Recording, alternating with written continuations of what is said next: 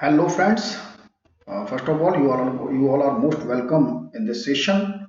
And here we are going to discuss, as you can see, the greenhouse effect, an important topic for your environment and ecology. And the topic is a much discussable topic in the last decades, as we can see. The greenhouse effect is a big hazard for our environment, and there's so many harmful effects we can see these days. So there are so many to talk on the topic, and here we are taking a demo setup for the greenhouse effect. So going to discuss about. Please come and know about the greenhouse effect, friends. So first of all, green house effect ये होता क्या है, इसके बारे में जानकारी आपको होनी चाहिए। सिंपल सी बात है, आज जो ग्रीन हाउस इफेक्ट हम जिसे कहते हैं, it means a warming of Earth's surface, as you can see, and troposphere. Troposphere the lowest layer of the atmosphere. अच्छी तरह आप जानते हैं कि जब भी हम एटमॉस्फेयर का स्टडी करते हैं तो when we are going to study the atmosphere, these are the popular layers of the atmosphere. First of all, the lowest one is troposphere.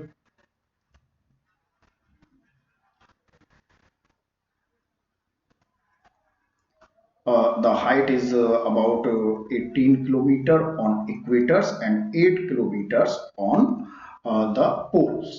Because जो ग्रेविटी है अर्थ की वो पोल्स पर बहुत ज्यादा है, इट मींस वहां पर ट्रोपोस्फियर आपका हाइट कम लेता है। दूसरे जो पोल्स की कंडीशन है, north pole and south pole, यहाँ पर एक्सट्रीम आपका कोल्ड वेदर है, अच्छी तरह जानते हैं। तो कोल्ड वेदर है, इट मींस का जो कंसंट्रेशन ऑफ एयर पार्टिकल्स है वो भी थोड़ा सा काफी ज्यादा रहता है, तो इस वजह से यहाँ पर हाइट ट्रोपोस्फियर की कम मिलती है।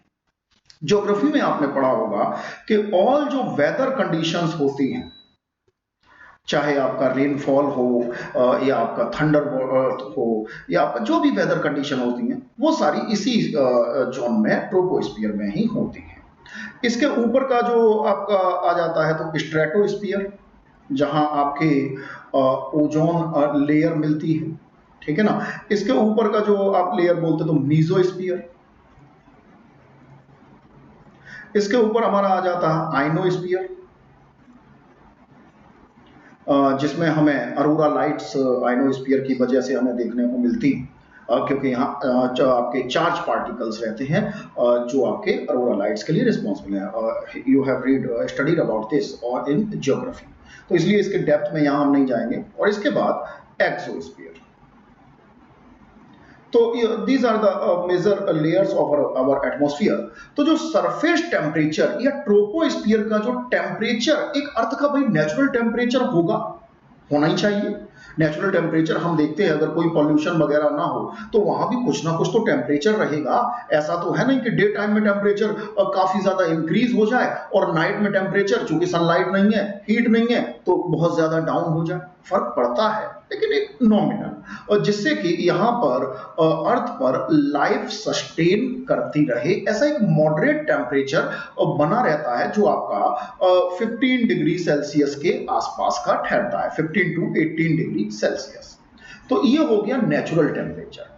अब जब इस टेम्परेचर में इंक्रीमेंट होता है, ये टेम्परेचर जब इंक्रीज कर जा रहा है, यही आपका फिनोमेनन बोला जा रहा है ग्रीन हाउस इफेक्ट। इसके सर्टेन रीजंस हैं, आपने सुना होगा, so many programmes, TV debates and newspapers such as, इन पे लगातार डिस्कस होता रहता है। अब ये होता क्यों है भाई? ये इंक्रीज जो टेम्परेचर कर रहा है, इसके लिए कुछ एक चीजें जिम्मेदार हैं, जो प्रेजेंस है आपकी वाटर वेपर्स की। भाई वाटर वेपर्स क्या है कि देखिए, वाटर वेपर्स ग्रेजुअली आपके टेम्परेचर को बढ़ाती हैं। कैसे बढ़ाएंगी? कि वाटर वेपर्स, वाटर का आप जानते हैं, साइंस में आपने पढ़ा होगा कि इसकी जो आपकी स्पेसिफिक हीट होती है ना, वो सबसे ज्यादा होती है। स्पेसिफिक हीट ज्यादा होगी। जब स्पेसिफिक हीट ज्यादा होगी, स्पेसिफिक हीट जो साइंस में पढ़ चुके हैं वो तो अच्छी तरह जान रहे होंगे, और जिन बच्चों ने नहीं पढ़ा होगा वो जान लें। मैं आपको बिल्कुल कॉमन टर्म्स में बताता हूं what is specific heat. Specific heat मतलब किसी भी एलिमेंट, नॉट ओनली वाटर, कोई भी चीज है उसकी हीट एब्सॉर्ब करने की कैपेसिटी। जो कैपेसिटी भाई, हर चीज है। आप वुड के एक पीस को हीट दीजिए, गर्म कीजिए, जाहिर सी बात है वो कम हीट एब्जॉर्ब कर पाएगा, जल्दी ठंडा हो जाएगा। मेटल के एक पीस को ले लीजिए, है ना, सेम साइज सेम वेट के आप आयरन पीस को ले लीजिए, ज्यादा हीट एब्जॉर्ब कर लेगा और ज्यादा देर में ठंडा होगा। नॉर्मल सी बात है, आप लोगों ने जो अगर कभी लाइफ में चाय वगैरह तो सब पीते ही हैं, आप देखिएगा एक चाय का जो कप होता है, अ टी कप, अगर आपका चाय का कप रखा हुआ है और उसे आप उठा के अपना थोड़ा डिले कर देते हैं, तब तक आप बिस्किट वगैरह खाते रहते हैं, तो आप देखिए चाय बहुत जल्दी ठंडी हो जाती है। अगर उतना ही वार्म वाटर रखा हो, सेम टेम्परेचर पे रख दें, तो वाटर देर में ठंडा होगा। थर्मोडायनेमिक्स की थ्योरी कहती है कि जो चीज ज्यादा देर में गर्म होती है, वो चीज ज्यादा देर में ठंडी भी होती है। किचन में आप पानी उबालिए तो पानी देर में उबलता है, ज्यादा टाइम लेता है। मिल्क जल्दी उबल जाएगा, जल्दी बॉईल कर जाएगा। तो ये कॉन्सेप्ट काम करता है कि वाटर की जो हीट एब्जॉर्ब करके अपने अंदर स्टोर रखने की कैपेसिटी है, वो बहुत ज्यादा होती है। अब ये जो वाटर वेपर्स आपकी जो हो गई, जो एटमॉस्फेयर में, ट्रोपोस्फियर में फ्लोट कर रही है, तो ये वाटर वेपर्स बहुत ज्यादा हीट एब्जॉर्ब कर लेती है। वाटर वेपर्स हीट एब्जॉर्ब कर लेंगी तो टेम्परेचर ग्रेजुअली उसी अमाउंट में एब्जॉर्ब करेंगी, तो रिलीज भी करेंगी। परमानेंट गर्म तो बनी नहीं रहेंगी, तो वो रिलीज करेंगी, तो वही रिलीज क्या होगा, वो विंड के टेम्परेचर को बढ़ा देगा। जब भी विंड के पार्टिकल्स आपके वाटर वेपर के पार्टिकल्स के टच में जाएंगे, तो हीट ट्रांसफर होती जाएगी, तो विंड के पार्टिकल्स आपके ग्रेजुअली हीट होते चले जाएंगे। अब वाटर वेपर्स का कॉन्सेप्ट आप समझिए, सिंपल सी बात है। अगर ग्लोबल वार्मिंग बढ़ रही है और 15 टू 18 डिग्री सेल्सियस का जो एवरेज टेम्परेचर है, ये suppose such as 23 degree Celsius हो जाए, सपोज दैट, तो जाहिर सी बात है भाई कि अगर इस टेम्परेचर पर जो भी वाटर इवापोरेट हो रहा था, इस टेम्परेचर पर इवापोरेशन ज्यादा होगा। सिंपल सी बात है, क्योंकि यहां टेम्परेचर बढ़ गया। जब इवापोरेशन ज्यादा होगा तो एटमॉस्फेयर में वाटर वेपर्स का जो कंसंट्रेशन है, अमाउंट है, वो ग्रेजुअली बढ़ता जाएगा, बढ़ता जाएगा। तो पहले ही कम थे क्या, पहले जितना वाटर वेपर था वही हीट बढ़ाए हुए था, अब और ज्यादा हो जाएगा तो और ज्यादा हीट बढ़ेगी। तो जैसे जैसे ग्रीन हाउस इफेक्ट या टेम्परेचर बढ़ता जाएगा, वाटर इवापोरेशन का अमाउंट बढ़ता जाएगा। इवापोरेशन का अमाउंट बढ़ेगा तो वाटर वेपर्स का अमाउंट बढ़ेगा, वाटर वेपर्स का अमाउंट बढ़ेगा, it means green house effect में या टेम्परेचर जो ट्रोपोस्फियर का बढ़ रहा है, जो इंक्रीज कर रहा है, इसमें और ज्यादा ग्रोथ हमें देखने को मिलेगी। तो ये इस तरीके से हो गया। इसी तरीके से कार्बन डाइऑक्साइड, इसका भी अलग नेचर है। जैसे जैसे आप जानते हैं कोई भी हम चीज बर्न करते हैं, कोई भी फ्यूल बर्न करते हैं, मोस्टली आजकल कुछ क्लीन फ्यूल आ गए हैं जिनमें लो कार्बन अमाउंट रहता है। ऐसा नहीं है कार्बन नहीं रहता है, रहता है, लो अमाउंट रहता है एज कंपेरेटिव टू ट्रेडिशनल जो आपके fuels such as coal, petroleum and natural gas. This considered as a traditional source of the energy या ट्रेडिशनल फ्यूल इन्हें माना जाता है। तो जैसे जैसे आप कोई भी चीज बर्न करेंगे, भाई आग लगाएंगे, तो कार्बन एक्सक्रीट होगा, कार्बन डाइऑक्साइड निकलेगी। कार्बन डाइऑक्साइड का भी अलग नेचर है, वो क्या है हम लोग आगे अभी देखें। इसी तरीके से मीथेन भी इसमें पार्टिसिपेट करती है। मीथेन एक गैस है जो कि आपकी मीथेन के बारे में आप समझ लीजिए कि मीथेन जहां भी कोई चीज सड़ेगी गलेगी, जहां भी आपके डिकम्पोजर्स एक्टिविटी करेंगे, डिकम्पोजर्स होते हैं ऐसे बैक्टीरिया छोटे छोटे जो किसी भी चीज को, जैसे मान लीजिए कोई भी चीज है, प्लांट है, आप गिरा दीजिए, पड़ा हुआ है, सूख जाएगा, उसके बाद सड़ गल के खत्म हो जाएगा, रोटन हो जाएगा। तो रोटन क्यों होता है, उस पे बैक्टीरियाज एक्टिविटीज करते हैं। बैक्टीरियाज उसको काट काट के खा खा के जो कहना चाहिए कॉम्प्लेक्स एटम्स होते हैं, उनको सिंपल एटम्स में ब्रेक कर देते हैं। तो इसमें मीथेन गैस एक्सक्रीट होती है, कोल माइन से भी मिलती है। तो मीथेन भी आपकी पार्टिसिपेट करती है ग्रीन हाउस इफेक्ट को इंक्रीज करने में। कैसे करती हैं ये गैसेस, अभी हम लोग डिस्कस करेंगे। इसके अलावा जो बहुत सारी अदर गैसेस हैं वो भी आपकी करती हैं। और इन सब गैसेस को, जो गैसेस ग्रीन हाउस इफेक्ट को बढ़ाती हैं या जनरेट करती हैं, इन्हें हम ग्रीन हाउस गैसेस कहते हैं। जिसमें लार्जेस्ट इफेक्ट जो अब नया फिनोमेनन निकल के आया है, वो वाटर वेपर्स का माना जाता है। अब चूंकि वाटर वेपर्स कोई हार्मफुल चीज नहीं है, तो इसलिए ज्यादा जो क्रेडिट दिया जाता है वो कार्बन डाइऑक्साइड को दिया जाता है, क्योंकि वाटर वेपर्स के इवापोरेशन को हम नहीं रोक सकते हैं, हम ओशियंस को ड्रायन नहीं कर सकते, सुखा नहीं सकते। भाई सबसे ज्यादा इवापोरेशन तो ओशियंस से ही होगा ना, समुद्रों से होगा, उसको तो हम नहीं सुखा सकते। तो वाटर वेपर्स तो रहेंगी नहीं, उसको नहीं हटाया जा सकता, उसमें हम ज्यादा कुछ कर भी नहीं सकते। हम केवल इतना कर सकते हैं कि ग्रीनरी बढ़ाएं और ये सब करें जिससे कि जो टेरेस्ट्रियल एरिया से, लैंड एरिया से जो वाटर इवापोरेशन होता है वो कम हो।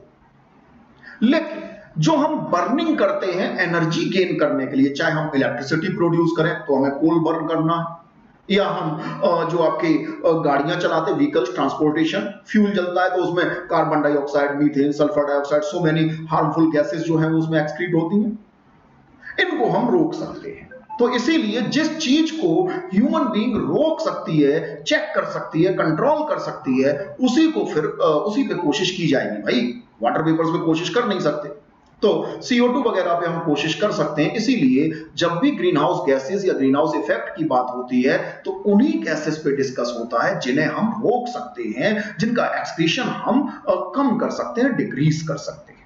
तो CO2 आपकी इसमें ज्यादा पार्टिसिपेट करती है, इसलिए CO2 पर ज्यादा फोकस दिया जाता है। टर्म के बारे में जान लें थोड़ा सा। जो ग्रीन हाउस इफेक्ट टर्म है, ये ओरिजिन इसका जो है बहुत अनक्लियर है, क्लियरली किसी एक आदमी को नहीं कहा जा सकता कि भाई किसने कहा, लेकिन फिर भी फ्रेंच मैथमेटिशियन जोसेफ फ्यूरियर, इन्हें यह क्रेडिट दे दिया जाता है कि शायद यही फर्स्ट पर्सन थे जिन्होंने ग्रीन हाउस इफेक्ट नाम का टर्म यूज किया, या यूं कहिए कंक्लूजन निकाला 1824 में कि अर्थ का एटमॉस्फेयर बिल्कुल हॉट बॉक्स की तरीके से काम करता है। हॉट बॉक्स का एग्जांपल आप सिंपली समझ लीजिए। ग्रीन हाउस इफेक्ट को अगर आपको एक्सपीरियंस करना है तो बिल्कुल सिंपल, आपने सबने किया होगा। जैसे जब समर सीजन है, समर सीजन में कार वगैरह हमारी जब अगर धूप में खड़ी रह जाए, उसके बाद आप उसमें जाके बैठिए तो कितना मजा आता है ना। बाहर का टेम्परेचर कम रहेगा, कार के अंदर का टेम्परेचर ज्यादा रहेगा। इट मींस आपकी जो कार है, आपका जो व्हीकल है, वो turn in a hot box, वो एक हॉट बॉक्स में कन्वर्ट हो चुकी है। तो यही आपके इन्होंने ही पहली बार जो अर्थ का आपका ट्रोपोस्फीयर का जो टेम्परेचर बढ़ रहा है उसको पहली बार स्टडी किया 1824 में। इसे हॉट बॉक्स फिनोमेनन कहा था। इसका मतलब हेलियोथर्मोमीटर से इन्होंने ये मेजर किया है, जो कि आपका इंसुलेटेड वुडन बॉक्स, जिसे hot box heliothermometer insulated wooden box है, जो कि आपका ट्रांसपेरेंट ग्लास से बना हुआ है। सिंपल सी बात है, इस तरीके से वुडन बॉक्स है और इस पर ये ग्लास की लेयर लगी रहती है। तो ये स्विस फिजिशियन जो आपके फिजिसिस्ट रहते हैं, होराव बेंडेक डी सुशर, इन्होंने डेवलप किया था। ये कूल एयर को वार्म एयर से मिलने से रोकता था। तो इस तरीके से ये काम किया गया था। खाने को या फिर जो आपके लंच डिनर वगैरह होता है उसको थोड़ा ज्यादा देर तक गर्म रखने के लिए, तो कूल एयर को यहाँ से ग्लास बंद कर देंगे, इसमें फीड रख देंगे तो खाना अंदर गर्म रहेगा। तो इसे हॉट बॉक्स कहा जाता था। इसका कंपैरिजन आपके जो जोसेफ साहब हैं, इन्होंने अर्थ के जो ग्रोइंग टेम्परेचर है अर्थ के एटमॉस्फेयर से किया था। तो यहां इन्हें क्रेडिट दे दिया जाता है। यहां पर आप देख रहे हैं एक कहना चाहिए एक ग्लास हाउस दिख रहा है, जिसमें आप देखिए नीचे क्रॉप्स हैं, फसल लगी हुई है, और ऊपर इसे प्लास्टिक से या ग्लास से कवर किया गया है। होता क्या है, देखिए ग्रीन हाउस इफेक्ट इसको क्यों कहा गया है, तो ये ग्रीन हाउस है। ये जो आप देख रहे हैं ये क्या आइटम है, ये है साहब ग्रीन हाउस। अब ग्रीन हाउस बनाए कहां जाते हैं, ये ग्रीन हाउस बनाए जाते हैं यहीं पर, आप समझ लीजिए, बिल्कुल क्लियर समझ आ जाएगा। उसके बाद की तो सब थ्योरी है, पढ़ते रहिए लिखते रहिए, डजंट मैटर, दिमाग में क्लियर रहेगा, बिल्कुल बढ़िया समझ आएगा। जो आपके विंटर सीजन में रहने वाले लोग हैं, Europe, Norway, Sweden, Denmark, Greenland में तो खैर उतनी ज्यादा पॉपुलेशन नहीं है, लेकिन जो आपके स्कैंडिनेवियन कंट्री हैं या ऐसे कंट्री हैं जहां पर स्नोफॉल के लिए एक लॉन्ग सीजन होता है, जहां पर स्नोफॉल लंबे टाइम तक 6 और 7 मंथ तक स्नोफॉल चलता रहता है, 3-4 मंथ, मतलब एक लंबा 4 मंथ तक जहां स्नोफॉल होगा तो उस टाइम वहां पर कोई भी कल्टीवेशन नहीं होगा, और ये 4 मंथ जो स्नोफॉल यूरोप के जो नॉर्दर्न यूरोप के कंट्रीज हैं वहां पर आप समझिए कि इतना ज्यादा था कि प्रीवियस पीरियड में जिस समय ग्रिगोरियन कैलेंडर नहीं था उस टाइम पर जो रोमन कैलेंडर होता था, आपको जान के आश्चर्य होगा कि उसमें 8 मंथ्स ही हुआ करते थे, 12 मंथ नहीं हुआ करते थे। क्योंकि 4 मंथ वहां जो स्नोफॉल होता था वहां पर कोई कल्टीवेशन होता नहीं था, कोई मतलब नहीं था, बस घरों में बंद लोग रहते थे। तो उन 4 मंथ्स को उन लोगों ने कैलेंडर में रखा ही नहीं था कि ये तो बेकार है, इन 4 मंथ्स का क्या मतलब। बाद में ग्रिगोरियन कैलेंडर के बाद पहले जूलियस सीजर ने उसमें करेक्शन कराया, उसके बाद ग्रिगोरी साहब ने करेक्शन किया, तब 12 मंथ हुए हैं। और आपको ये जान के भी अच्छा लगेगा कि जो 12 मंथ में आपका जो जुलाई का मंथ होता है, ठीक है ना, जुलाई का मंथ आपका on the name of Julius Caesar, जो कि एक ग्रेट किंग है आपके यूरोपियन हिस्ट्री। इसी तरीके से अगस्त का मंथ होता है, ठीक है ना, अगस्त का मंथ जो है ये August month on the name of Octavius Caesar, sorry October, है ना। तो अक्टूबर ऑगस्टियस सीजर के नाम पर है, ऑगस्टियस सीजर जो जूलियस सीजर के बाद किंग बनते हैं और उनके नेफ्यू भी होते हैं। तो इस तरीके से आप समझिए कि ये 4 मंथ वहां पर जब स्नोफॉल होता था इतने ज्यादा बेकार के वो लोग मानते थे कि इसे कैलेंडर तक में जगह नहीं थी। खैर, जब मॉडर्न साइंस थोड़ी सी बढ़ती है, ह्यूमन थोड़ा सा कुछ सीखता है, तो वहां पर विंटर सीजन में कल्टीवेशन के लिए इस तरीके के हाउसेस छोटे छोटे, ये तो आज का मॉडर्न फेज का है तो थोड़ा बड़ा दिख रहा है, छोटे छोटे ऐसे हाउसेस बनाए जाने लगे। अब ये हाउसेस चारों तरफ से आपने ग्लास से कवर कर दिए, और ग्लास से कवर कर दिया तो इसका टेम्परेचर जो अंदर है वो थोड़ा सा बढ़ जाता है। नतीजा यहां पर थोड़ी बहुत वेजिटेबल्स वगैरह वो लोग खाने के लिए प्रोडक्शन कर लेते हैं।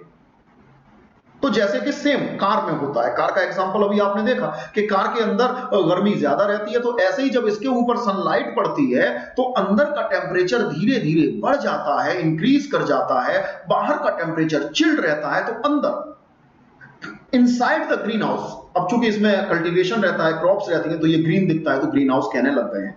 तो इनसाइड द ग्रीन हाउस और टेम्परेचर जो है वो थोड़ा हाई रहेगा as compare to external temperature. तो ये टेम्परेचर में वेरिएशन जो आ जाएगा ये क्रॉप वेजिटेबल्स वगैरह थोड़े बहुत क्रॉप्स प्रोडक्शन में काम आएगा। ऐसा होता क्यों है? ऐसा होता इसलिए है कि सनलाइट जो हमारी अर्थ पर पड़ती है, ये सनलाइट जो आपकी आती है, डायरेक्ट सनलाइट, डायरेक्ट सनरेज के फॉर्म में, इन रेज का जो वेवलेंथ होता है, वेवलेंथ आपने देखा होगा इस तरीके से वेव चलती है सन की, भाई फिजिक्स में पढ़ा होगा, है ना। तो वेवलेंथ मतलब यहां से एक जो आपका या तो इस डिस्टेंस को मेजर कर लीजिए और चाहे ये आपका इस डिस्टेंस को मेजर कर लीजिए, तो एक साइकिल कंप्लीट होने में जितना टाइम लगेगा वही उसकी एक जो लेंथ होगी वो वेवलेंथ बोली जाती है। सिंपल सी बात है, फिजिक्स में पढ़ा होगा इसलिए मैं यहां पर डेप्थ में नहीं जाना चाहता हूं। अदरवाइज अगर ना पढ़ा होता या फिजिक्स पढ़ रहे होते तो मैं इसके सारे कॉन्सेप्ट आपको अभी बता सकता था। ठीक, तो कुल मिला के आप इतना समझ लीजिएगा, सिंपल सी बात है। अब जो वेवलेंथ इसकी रहती है वो रहती है कम, डायरेक्ट सनलाइट जो आती है इसकी वेवलेंथ कम रहेगी, ठीक है। और जिस वेव की वेवलेंथ कम रहेगी उसकी पेनेट्रेशन पावर बहुत ज्यादा रहेगी। जाहिर सी बात है कि एक वेव ये है, अब समझिएगा, और एक वेव इसी के बगल में हम बना देते हैं इस तरीके से, ठीक है ना। अब सिंपल सी बात है, ये वेव इतना एरिया लेकर चल रही है या इतनी विड्थ लेके चल रही है, और इस वेव को इतनी ही विड्थ लेनी पड़ रही है, इतनी ही चौड़ाई ये लेके चल रही है। तो अगर किसी भी मीडियम में, चाहे वो वाटर हो, एयर हो, जब पेनेट्रेट करने की बात होगी तो सिंपल सी बात है यार, ये नुकीली ज्यादा है, देसी भाषा में समझ लो ना एकदम बिल्कुल, ये नुकीली ज्यादा है और ये नुकीली कम है, तो इसकी पेनेट्रेशन पावर पुअर होगी और इसकी पेनेट्रेशन पावर ज्यादा होगी, हाई होगी। सिंपल सी बात। तो जो डायरेक्ट सनलाइट जब आती है तो इसकी वेवलेंथ कम रहती है, नतीजा जो भी हमारी एटमॉस्फेरिक लेयर रहती हैं उनको क्रॉस करते हुए ये अर्थ सरफेस तक आ जाती है। अब रात में जब सनलाइट पड़नी बंद हुई, अर्थ रिवॉल्व कर गई, जब आपकी अर्थ का रोटेशन हो गया, रोटेट करके जब डार्कनेस आ गई, अंधेरा हो गया, रात हो गई, तो ये जो अर्थ सरफेस दिन में गर्म हुई थी, इस गर्मी को, इस हीट को, इस टेम्परेचर को एटमॉस्फेयर में रिलीज करेगी। भाई क्या है, अर्थ काय से बनी हुई है ना, मिट्टी से, रॉक से, सॉइल है, रॉक है, और ये सारी चीजें जो हैं ये हैं हीट की बैड कंडक्टर। जब बैड कंडक्टर हैं तो ज्यादा डेप्थ तक तो इनमें हीट जा ही नहीं पाएगी, केवल अपर लेयर्स हीट होंगी। अब चूंकि डायरेक्ट सनलाइट पूरे दिन पड़ रही है तो ये गर्म होती जाती है। जैसे ही आपकी रात होगी और सनलाइट खत्म हुई तो ये जो भी हीट है, बैड कंडक्टर है, ये अपने अंदर हीट एब्जॉर्ब ज्यादा नहीं करेंगे। तो बैड कंडक्टर होने की वजह से ये टेरेस्ट्रियल आपका जो रेडिएशन है उसके फॉर्म में हीट रिलीज करती हैं एटमॉस्फेयर में। जब हीट रिलीज करती हैं तो यहां से तो सन की पावर के साथ, एक फोर्स के साथ वेव्स आ रही थी, वेवलेंथ कम थी, सबको चीरते फाड़ते चली आई। लेकिन ये टेरेस्ट्रियल जो रेडिएशन होगा इसकी वेवलेंथ रहती है फिर ज्यादा। जब ज्यादा रहती है वेवलेंथ तो ये जो एटमॉस्फेयर की कार्बन डाइऑक्साइड वगैरह की या ग्रीन हाउस गैसेस की जो लेयर्स हैं उनको पार नहीं कर पाती है, उसके अक्रॉस ये नहीं जा पाती है। जब अक्रॉस नहीं जा पाएगी इट मींस ये हीट यहां पर ट्रैप हो गई। अब जब ट्रैप हो गई तो ये अर्थ के जो एटमॉस्फेयर है इसके टेम्परेचर को ग्रेजुअली धीरे धीरे धीरे धीरे इंक्रीज कर देगी। बहुत सारी हीट वापस भी चली जाती है लेकिन कुछ पार्ट इसका ट्रैप हो जाता है ड्यू टू द आपकी जो वेवलेंथ है, वेवलेंथ जो लार्ज वेवलेंथ है, इस वजह से ये ट्रैप हो जाता है। जब ट्रैप हो जाएगा तो ये प्रॉब्लम आएगी। Is that clear? तो यही होता है ग्रीन हाउस इफेक्ट। कार में भी यही इफेक्ट काम करता है कि जो सनलाइट डायरेक्ट आती है, वेवलेंथ रहती है कम, तो हीट अंदर आ जाएगी, लेकिन जब टेरेस्ट्रियल रेडिएशन के फॉर्म में ये हीट बाहर जाने जाएगी तो कार की जो रूफ है वो इस हीट को रोक देती है, तो हीट कार के अंदर ट्रैप हो जाएगी, इसीलिए कार का टेम्परेचर बढ़ जाता है। सेम कॉन्सेप्ट आपका ग्रीन हाउस में, हीट अंदर आ तो जाती है लेकिन जब टेरेस्ट्रियल रेडिएशन के फॉर्म में आपकी बाहर जाना चाहती है तो ये ग्लास की लेयर जो आपकी लगाई हुई है या प्लास्टिक की पॉलीथीन की लेयर लगाई हुई है उसके बाहर पूरी नहीं जा पाती, कुछ हीट अंदर ट्रैप हो जाती है, तो इसका टेम्परेचर बढ़ जाता है। टेम्परेचर बढ़ जाता है तो ग्रीन हाउस में तो ये फायदेमंद होता है, लेकिन अर्थ के रिगार्डिंग ये हो जाता है हार्मफुल, क्योंकि अर्थ के एटमॉस्फेयर का टेम्परेचर अब इंक्रीज कर गया जो कि यहां पर लाइफ पर बहुत ज्यादा चेंजेस डालने वाला है। Is that clear? तो ये तो होता है ग्रीन हाउस गैस का या ग्रीन हाउस इफेक्ट का सीधा सीधा फिनोमेना। अब ये यहां पर आप देखिएगा आगे चलकर जो हम नाम पर चर्चा कर रहे थे, जो ग्रीन हाउस टर्म है ये अभी तक यूज नहीं किया गया था। इफेक्ट को समझा गया, हॉट बॉक्स कहा गया, लेकिन अभी green house effect term use नहीं हुआ था। तो ये आपका एटमॉस्फेरिक जो गैसेज हैं कीपिंग अर्थ वार्म, इसके लिए ये यूज नहीं हुआ।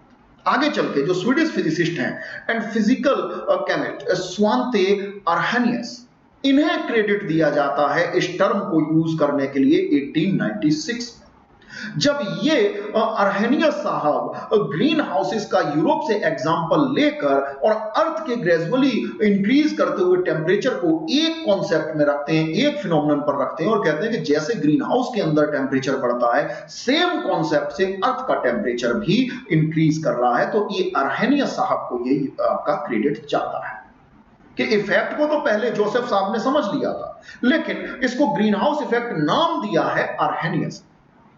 ये इनका जो पब्लिकेशन वर्क है फर्स्ट पब्लिश जो आपका क्लाइमेट मॉडल में आता है, जिसमें ये एक्सप्लेन करते हैं कि किस तरीके से गैसें हीट को ट्रैप कर रही हैं एटमॉस्फेयर में, और उनका जो बुक है हॉट हाउस थ्योरी इस नाम से जानी जाती है, इसी नाम से इन्होंने बुक लिखी है और इस बुक को ये हॉट हाउस थ्योरी किस तरीके से नाम जा रहा है, ठीक है ना। तो ये एटमॉस्फेयर के, तो which would be known later as the green house effect in his work worlds in the making 1903 में, और पहले इन्होंने जो हॉट हाउस थ्योरी दी उसके बाद 1903 में ये इफेक्ट इन्हीं की बुक में ग्रीन हाउस इफेक्ट के नाम से पॉपुलर हो गया, क्योंकि जैसे ग्रीन हाउस में टेम्परेचर हम बढ़ाते हैं वैसे ही अर्थ का टेम्परेचर बढ़ रहा है। अब द एटमॉस्फेयर, यही बात है, allows most of the visible light from the sun to pass through and reach earth surface, जैसा कि हमने डिस्कस किया कि भाई एटमॉस्फेयर में जो सन की विजिबल लाइट है वो पेनिट्रेट करते हुए सरफेस तक इजीली आ जाती है बिकॉज ऑफ द वेवलेंथ, क्योंकि उसकी वेवलेंथ कम रहती है। अर्थ सरफेस इससे हीटेड होती है, it radiates part of the energy back towards space as infrared radiation, जो आपका, जिसकी हम तब से बात कर रहे हैं, टेरेस्ट्रियल रेडिएशन जो निकलता है, जिसकी वेवलेंथ बड़ी रहेगी, ये इंफ्रारेड रेडिएशन के फॉर्म में निकलता है। इंफ्रारेड रेडिएशंस की वेवलेंथ ज्यादा रहती है, इस वजह से ये रेडिएशन जो इंफ्रारेड रेडिएशन है, ये अनलाइक विजिबल लाइट की तरह से नहीं, tends to be observed by the green house gases in the atmosphere, raising its temperature. इसे जो ग्रीन हाउस गैसेस जिनके बारे में हमने डिस्कस किया, वो इसे एब्सॉर्ब कर लेती हैं और इससे आपका टेम्परेचर एटमॉस्फेयर के जो आपका ट्रोपोस्फियर लेयर है उसका इंक्रीज करने लगता है। जब इंक्रीज करने लगता है तो प्रॉब्लम क्रिएट होगी ही होगी भाई, सिंपल सी बात है कि जिस फिनोमेनन में लाइफ का ओरिजिन हुआ है अर्थ पर, वो आपके बैलेंस अगर गड़बड़ होंगे, उनमें प्रॉब्लम्स आएगी तो लाइफ में प्रॉब्लम आएगी और इसका असर हमें देखने को मिलता है। The heated atmosphere in turns radius infrared radiation back towards Earth's surface. अब कब तक ये लेयर्स, आपकी जो टेरेस्ट्रियल रेडिएशन आ रहा है, अब कार्बन डाइऑक्साइड की लेयर जब एक रिमार्केबल पॉइंट तक, एक लिमिट तक रेडिएशन को एब्जॉर्ब करेगी, उसके बाद क्या करेगी, ये बैक कर देगी इस तरफ। तो इस तरीके से जो हीट ट्रैप हुई है ये इसी में घूमती रहेगी एटमॉस्फेयर में ही, ऊपर से नीचे, नीचे से ऊपर, बिल्कुल उसी तरीके से जैसे चाय बनाइएगा कभी भी, है ना, ना बनाई हो कभी तो बना के देखिएगा। सबसे पहले वाटर रखिए, है ना, और चाय बनाने के लिए सबसे पहले जरूरी क्या होता है, एक साफ बर्तन लीजिए, उसके बाद आप बर्नर ऑन कीजिए, सिंपल सी बात है। देखिए, अब बर्नर ऑन कीजिए, आपने वाटर रख दिया, अब आपको ये महसूस होगा किस तरीके से ये रेडिएशन एटमॉस्फेयर में मूव करेगा, आपको बिल्कुल सिंपल किचन में आपको पता चल जाएगा। यहां पर आप थोड़ी सी शुगर डाल दीजिए, 2 और 3 टीस्पून शुगर डाल दीजिए, जितनी भी रिक्वायर्ड। आप देखेंगे कि जैसे बर्नर ऑन होता है, तो बर्नर ऑन होता है तो ये सरफेस जो है आपकी लोअर सरफेस, ये हीट होगी भाई, आग लगेगी तो ये हीट होगी, ये एनर्जी गेन करेगी। तो इस सरफेस के टच में जितने भी एटम होंगे वाटर के, वो भी हीट होंगे, और हीट होंगे तो एनर्जाइज हो जाएंगे, और एनर्जाइज होके इनको एनर्जी मिलेगी, वेट इनका हल्का हो जाएगा, नतीजा ये अपवार्ड डायरेक्शन में मूव करेंगे। आप यहां पर अच्छे से देखेंगे जो शुगर आपने डाली है, वहां से आपको इस तरीके से ऊपर की ओर कन्वेंशनल करंट के फॉर्म में ऊपर उठती हुई लेयर, आपकी लेयर्स दिखेंगी, ऊपर उठते हुए पार्टिकल्स नजर आ जाएंगे। इसीलिए मैंने आपको शुगर डलवाई थी, क्योंकि नॉर्मल वाटर के एटम्स तो आप देख नहीं सकते, तो शुगर के एटम्स आपको दिखाई देंगे। तो ये जब ऊपर तक आएगा तो अपनी काफी हद तक एनर्जी एडजॉइनिंग जो आपके इसके टच में एटम्स आएंगे उनको देते आएगा। कुल मिलाकर जब ये कोई भी एक एटम यहां से उठा तो इसकी जगह को फुलफिल करने के लिए सॉरी गाइस, दूसरा एटम यहां पर प्लेस ले लेगा। दूसरा एटम जब यहां प्लेस करेगा तो कंडीशन क्या आएगी, यहां पर कंडीशन ये आएगी कि ये सर्कल, एक एटम ऊपर जाएगा, दूसरा एटम इसकी जगह लेगा, ये भी ऊपर जाएगा, तीसरा एटम जगह लेगा, तो ये कन्वेंशनल करंट के फॉर्म में ये चलता रहेगा जब तक कि यूनिफॉर्मली पूरा वाटर बॉयल होने न लग जाए, इतना टेम्परेचर ना हो जाए कि वाटर बॉयल कर जाए। यही कंडीशन आपकी एटमॉस्फेयर में है। जैसे जैसे ऊपर जाएंगे हीट आपकी कम होने लगेगी, नतीजा वो पार्टिकल्स फिर से नीचे आए, तो ये सरफेस की ओर फिर से भेज दी जाएगी। तो इस तरीके से ये आपका ग्रीन हाउस इफेक्ट धीरे धीरे ग्रेजुअली पूरे ट्रोपोस्फियर को हीट करता चला जा रहा है, ठीक है ना। अब यहां पर जो नाम की बात है, green house effect is different from the warming in a green house. Green house की वार्मिंग किस तरीके से डिफरेंस है और ग्रीन हाउस इफेक्ट की वार्मिंग किस तरीके से डिफरेंस है, ये हम लोगों ने देखा कि ग्रीन हाउस में ये बेनिफिशियल है, जहां पर हम कल्टीवेशन कर रहे थे, यील्ड ले रहे थे क्रॉप से, वेजिटेबल वगैरह उगा रहे थे, लेकिन ये इफेक्ट यहां पर दिक्कत तलब है, क्योंकि when pans of a glass transmit visible sunlight but hold heat inside the building the trapping warm air. Green house में वार्म एयर को ट्रैप कर रहे हैं, लेकिन यहां पर क्या है कि पूरी एयर ही गर्म हो रही है। पूरी एयर जब गर्म हो रही है, उसका टेम्परेचर बढ़ रहा है, तो ये प्रॉब्लम बन रही है, ये हर चीज पर प्रॉब्लम डाल रहा है। यहां पर आप देख सकते हैं किस तरीके से एक डायग्राम आप इस तरीके से देख सकते हैं कि सनलाइट जो है वो अर्थ को हिट करती है, रिफ्लेक्ट बैक हो जाती है स्पेस में, जबकि कुछ जो है वो हीट के फॉर्म में कन्वर्ट हो जाती है इस तरीके से। तो जो बैक हो गई ये तो भाई स्पेस में बाहर चली गई, इससे हमें मतलब नहीं। अब green house gas prevent heat from escaping into space, warming the planet. यहां पर जो कार्बन डाइऑक्साइड, मीथेन वगैरह ये गैसेस हैं, ये इस तरीके की लेयर बना लेती हैं कि ये बाहर न जा पाए तो ये हीट इस तरीके से ट्रैप होती रहती है और पूरा का पूरा एटमॉस्फेयर अपना गर्म होता जाता है। ठीक है, अब ये ग्रीन हाउस गैसेस जो हैं नेचुरली, ये अब आप देखते हैं कि भाई एटमॉस्फेयर में 0.03 तो कार्बन डाइऑक्साइड नेचुरल हुआ करती थी, लेकिन ये कार्बन डाइऑक्साइड जो है, जो नेचुरल है, ये slightly green house effect generate करती है जो अर्थ पर लाइफ के लिए जरूरी है। अगर इसका अमाउंट बढ़ेगा, इंक्रीज करेगा, तो इसका मतलब है कि साहब ग्रीन हाउस इफेक्ट भी बढ़ेगा, यानी टेम्परेचर बढ़ेगा। टेम्परेचर इंक्रीज करेगा तो लाइफ पर नेगेटिव असर पड़ेगा। यहां पर आप देख सकते हैं किस तरीके से जो एटमॉस्फेरिक CO2 है ये बढ़ रही है। आपकी डाटा दिया है 1960 से लेकर 2020 तक का कि part per million, ppm, graph पर लेफ्ट साइड में आप देख रहे हैं, है ना, on the Y axis ppm, part per million. और किस तरीके से ये पहले 1960 में यहां पर आप देखिए तो 320 पार्ट पर मिलियन से भी कम हुआ करता था, जो 2020 में आपका आते आते अप्रोक्सीमेट 410 पार्ट्स पर मिलियन से ऊपर जा चुका है। तो ये आप देख रहे हैं कार्बन डाइऑक्साइड जैसे जैसे एटमॉस्फेयर में बढ़ रही है। क्यों? क्योंकि इंडस्ट्रियल एक्टिविटीज बढ़ गई। इंडस्ट्रियल एक्टिविटीज बढ़ी हैं तो कोल बर्निंग, पेट्रोलियम बर्निंग, ये सारी चीजें हो रही हैं, फॉसिल फ्यूल जलाए जा रहे हैं। फॉसिल फ्यूल को बर्न करने से कार्बन डाइऑक्साइड बहुत ज्यादा बढ़ रही है। दूसरे जो एफोरेस्टेशन बहुत ज्यादा हो रहा है, सॉरी डिफोरेस्टेशन बहुत ज्यादा हो रहा है। आपके फॉरेस्ट डे बाय डे काटे जा रहे हैं।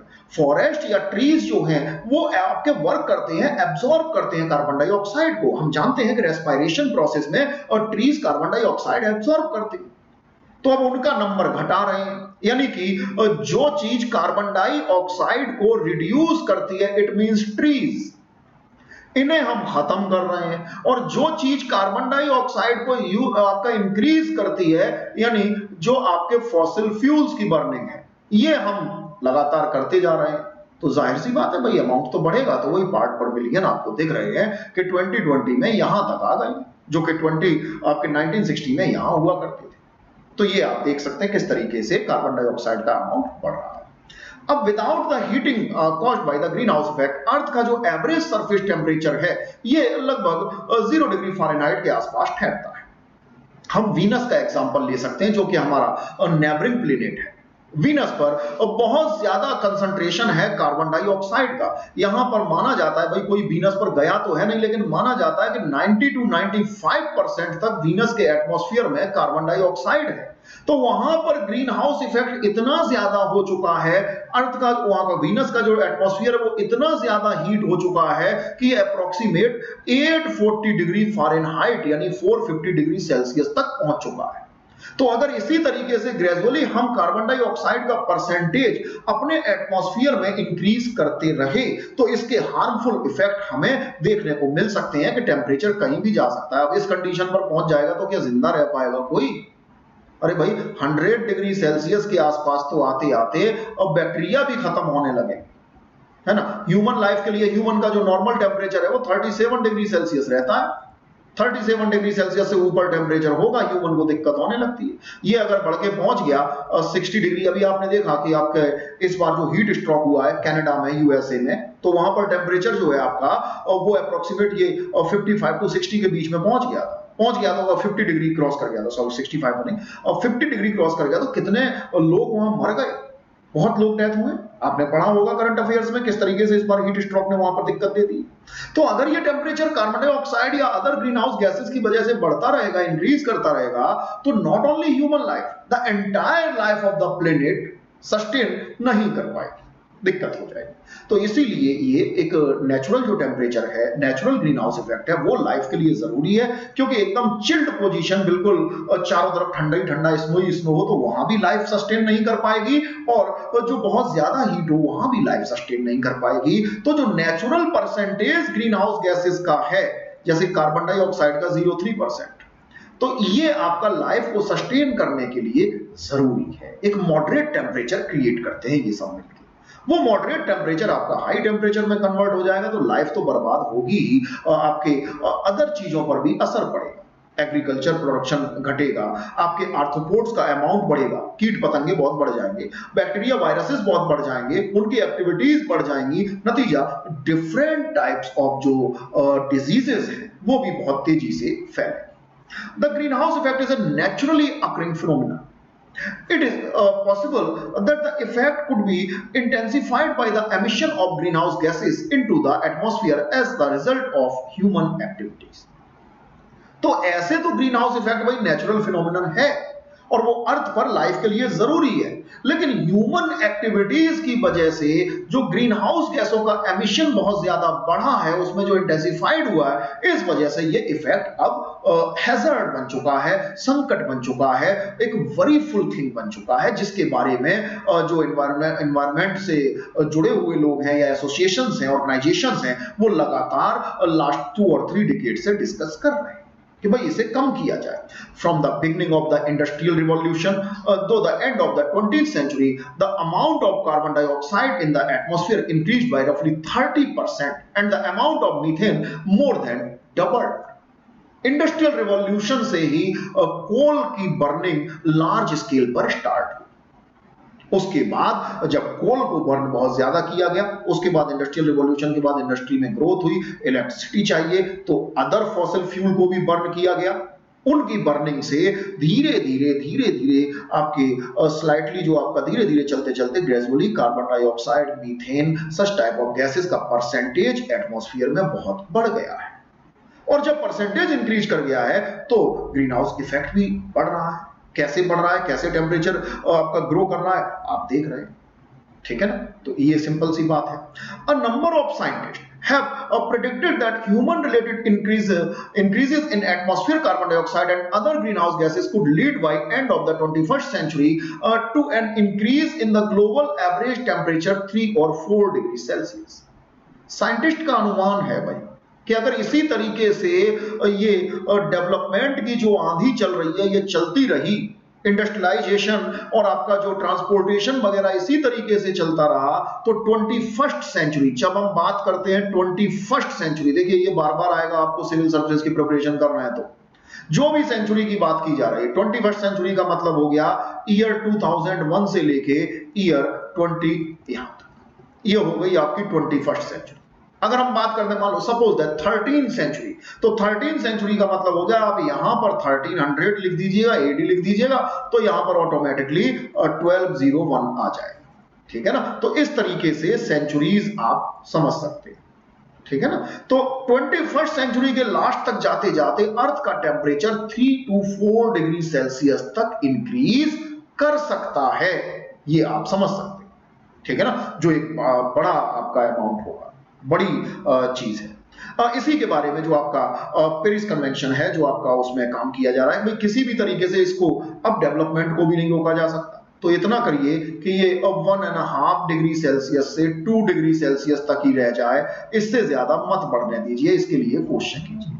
तो माना यह जा रहा है कि शुरुआत में आप 2 डिग्री का गोल लेके चले, लेकिन 21st सेंचुरी के लास्ट तक जो है टेम्परेचर में इंक्रीमेंट होना चाहिए, जो ग्रोथ होनी चाहिए, जो बढ़ोतरी होनी चाहिए, वो 1.5 डिग्री सेल्सियस से ज्यादा नहीं होनी चाहिए। इसके लिए सेफ एनर्जी मेजर्स की बात चल रही है, जो आपके non conventional sources of energy हैं उनकी बात चल रही है।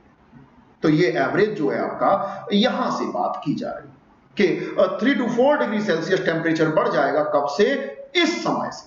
जो टेम्परेचर यहां पर एवरेज टेम्परेचर था उसके कंपैरिजन में 2100 तक जाते जाते हमें 3 और 4 डिग्री टेम्परेचर में अर्थ के जो एवरेज टेम्परेचर में ग्रोथ देखने को मिल सकती है। This global warming could alter earth climates, ये अर्थ क्लाइमेट को अल्टर कर सकती है, बर्बाद कर सकती है, and thereby produce new patterns and extreme of drought.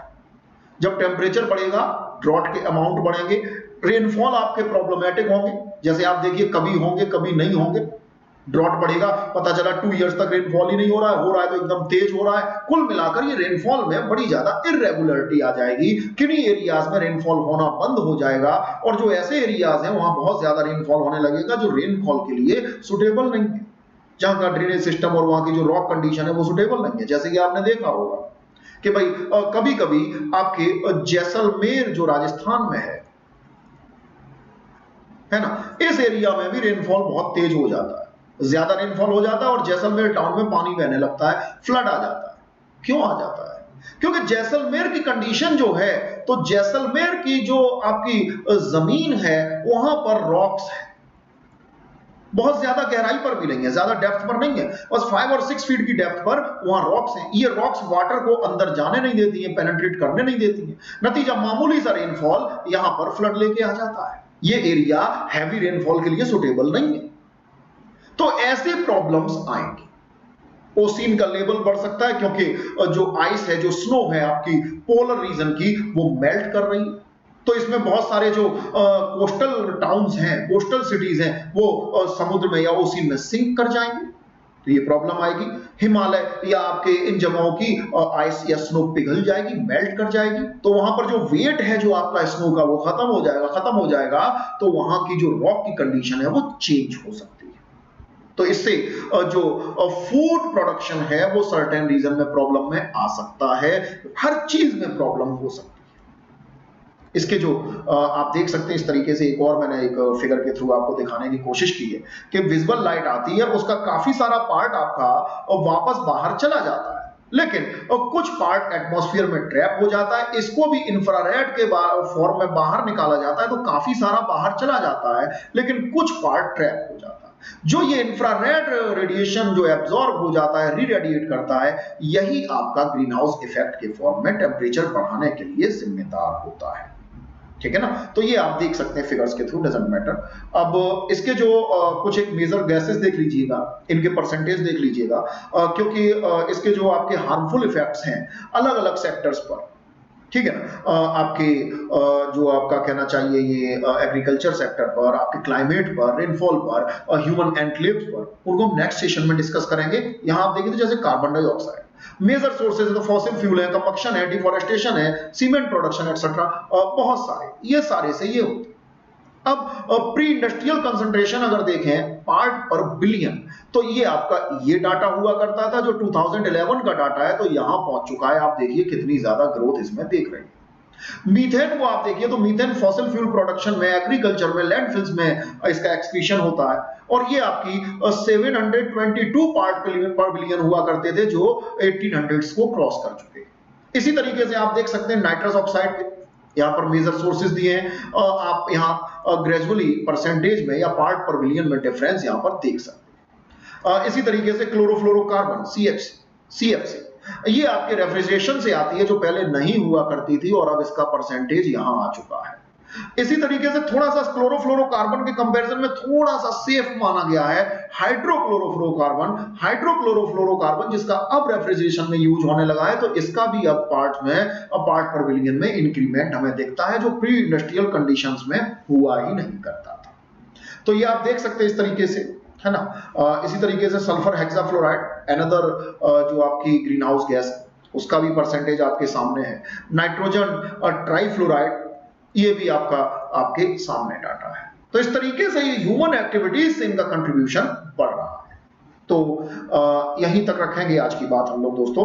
We'll meet again in the next session, discussed on the other phenomena related to the greenhouse effect, how it affects human life, entire life of planet, how it affect our food security, and how it affect our economy too.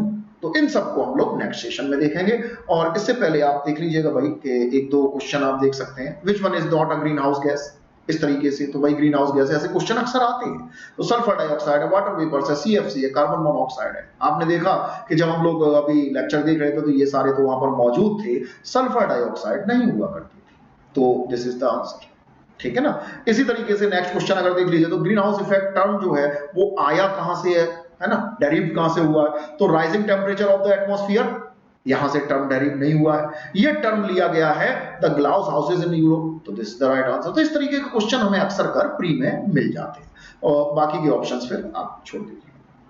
इसी तरीके से mains में question यहां से बन सकते हैं कि right a short note on the green house effect, how it is hazardous for agriculture, है ना। हालांकि अभी हम लोगों ने इस क्लास में एग्रीकल्चर के लिए ये कैसे ज्यादा नुकसानदायक उस पर बात नहीं की है, थोड़ा सा इशारा किया है बस कि ड्रॉट आएगा, रेनफॉल आएगा, लेकिन और क्या क्या असर होंगे, कौन कौन सी क्रॉप्स होंगी जिनका प्रोडक्शन ही खतरे में पड़ जाएगा, और किस तरीके से वीड्स पड़ेंगे, किस तरीके से जो आपके अदर चीजें हैं, बैक्टीरिया, वायरस और इंसेक्ट्स के जो एक्टिविटीज है वो बढ़ेंगी, उन पर अभी हमने डिस्कस नहीं किया है। We will discuss in the next session, but फिर भी अगर आपका मन करे तो लिख सकते हैं, ठीक है ना। तो एग्रीकल्चर के लिए तो इस तरीके के क्वेश्चन हमें मेंस में मिल जाते हैं।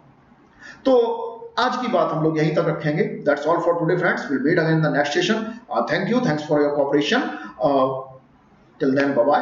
पढ़ते रहिए, because study is the key of success and writing practice is must. Writing practice जरूर कीजिए। Thank you friends, thanks a lot, bye bye. Will meet again soon in the next session. Bye bye.